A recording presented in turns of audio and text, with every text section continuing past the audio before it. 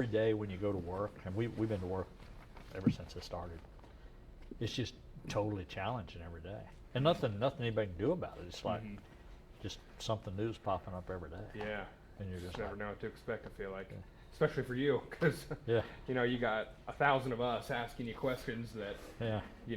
they don't, no one's telling you in advance, Yeah. so. Well, let me just say this too, as I've learned to deal with the media, and that kind of goes back to my old sheriff days, actually Karen Libby days, that's Yeah, long yeah, gone. God But rest his soul. for the most part, most of the media, I think, try to do a decent job. I really do. I think that most of them ask good questions. There's probably a couple of them on the print side that I probably could say lots of things about. But the reality of it is, it's good that people understand that. But it is. It's a tough arena. It's frustrating sometimes, with some of the things. But It for only the takes most part, a people couple, do okay. it only takes Southwest a couple Missouri. bad ones for it to taint the whole batch, so. Yeah, because I think there is people out there really trying to do a good job to keep public informed, public awareness, things like during this time. Right.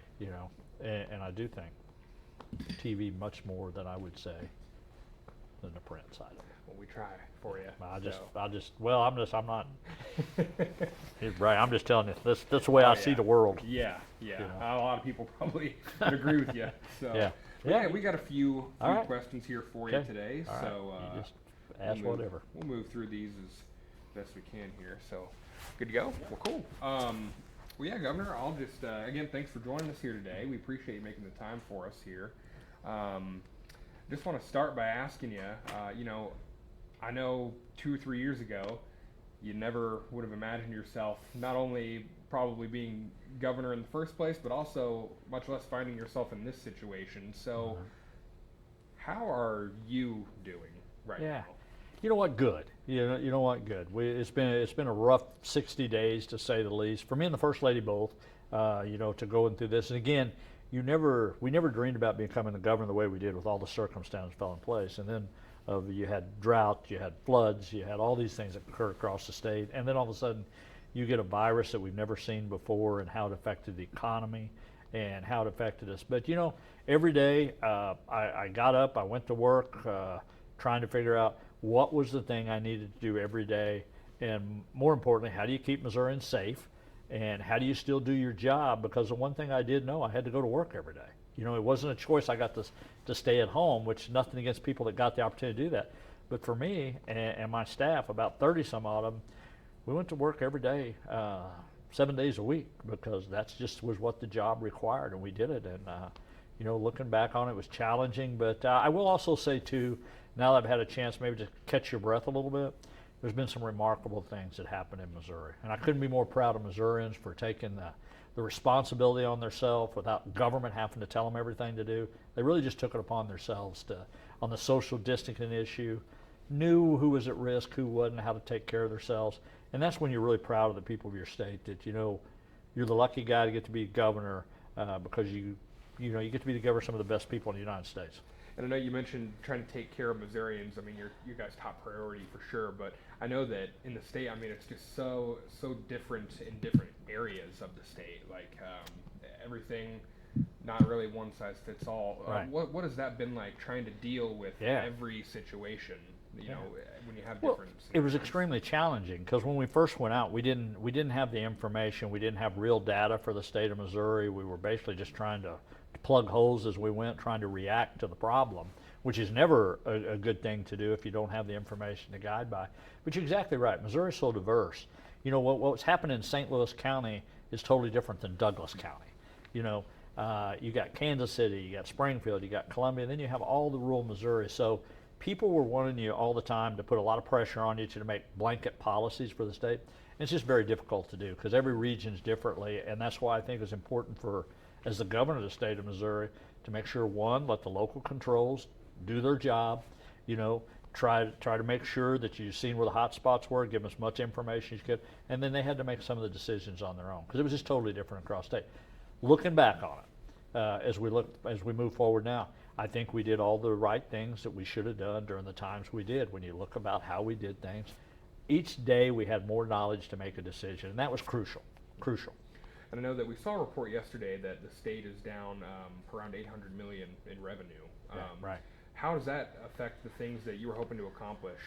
Well, huge. I mean, we took about everything that we had on the table that we were going to try to do to keep building the economy. We had to take that off. And, the reality of it is, look, Missourians are smart enough to know, and we did this all our lives as individuals, you only got so much money in the checking account. You only got so much money. You can only spend so much. And, when times are hard, that's why you save money and you're prepared for that. Thank goodness we did save a little money.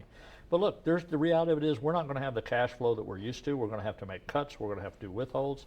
But at the end of the day, we're going to balance the budget, and Missouri's going to move forward. But I think the big key, when people ask me that, says, how are you going to do that? Well, you're simply going to say, I got to take away money, and I got to balance the budget. And I'll do that as governor of the state of Missouri.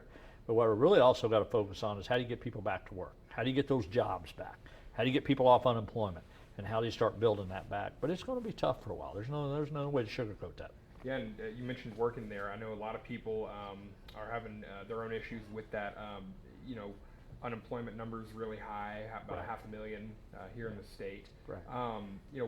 What would you say to those who, what's the incentive for people to get back to work right now?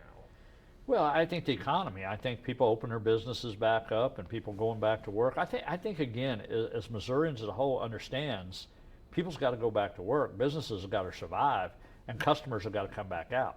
So you got to prepare for all that. One, it's on the business responsibility to make sure people are going to feel safe when they come into your business.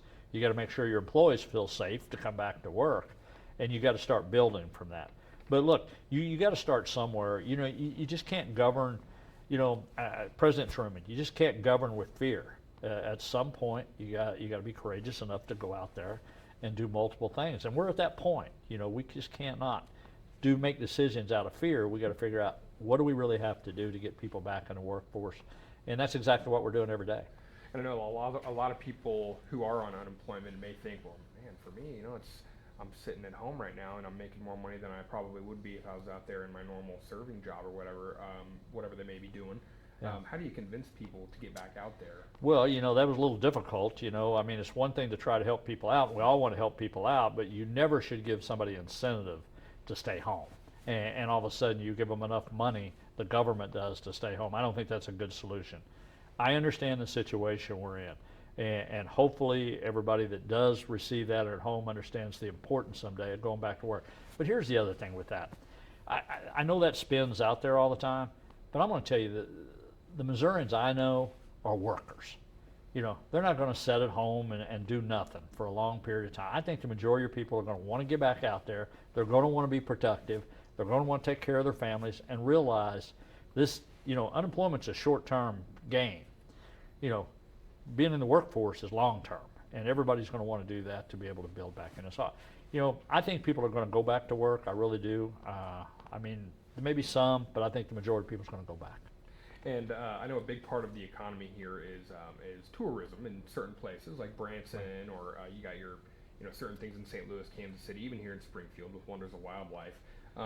With travel being kind of an issue in some ways, how do you keep that industry going, and how do you convince people that it's okay to come to Missouri to do some of those things? Yeah, it's going to be challenging, to say the least, because I don't think anybody's going to want to get out there and travel for a while. Great things. I think what you'll see is what I would refer to as a gas tank travel.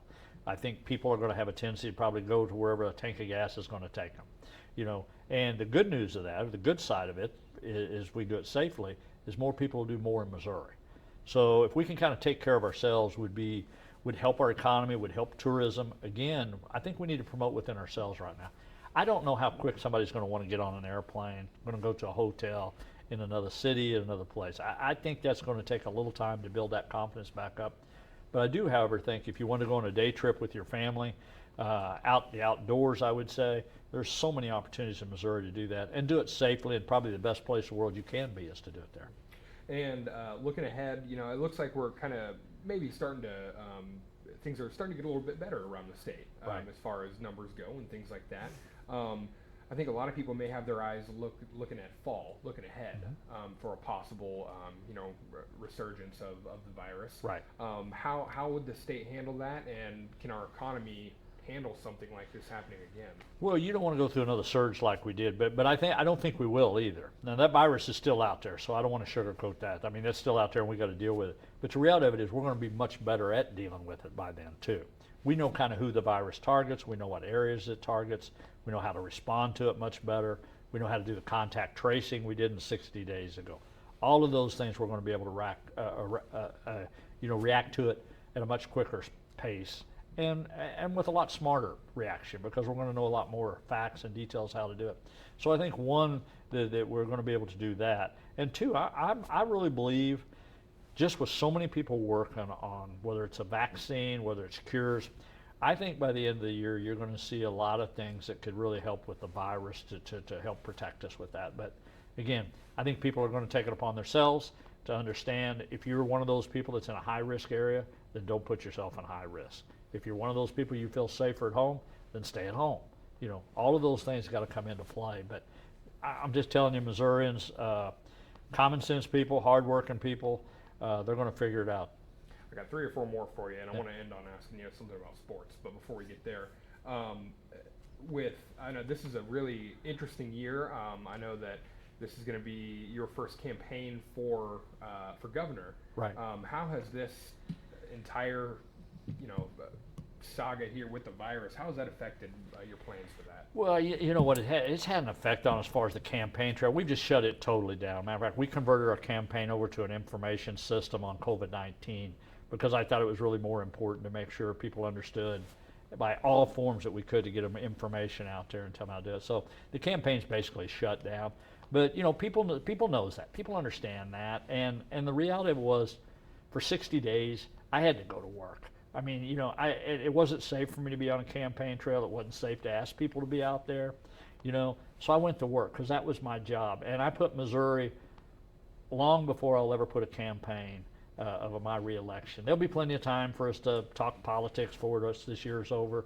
But right now it's been focused on trying to help the people of this state and do my job. And campaign will come. It'll come, but it's not the time right now.